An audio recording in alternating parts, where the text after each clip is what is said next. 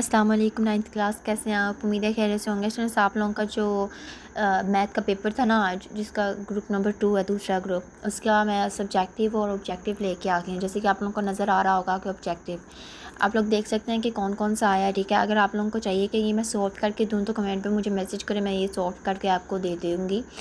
Next हमारे पास जो आ रहा है वो इसके बाद सब्जेक्टिव देख सकते हैं आप लोग।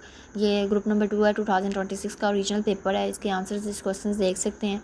आपको पता है कि मुझे ये था कि सेकंड वाला पेपर मुश्किल आएगा, लेकिन सेकंड वाला पेपर बहुत आसान आया है। आप लोग देख सकते हैं, लॉन्ग्स भी, इसके शॉर्ट भी और डेफिनेशंस भी देख सकते हैं।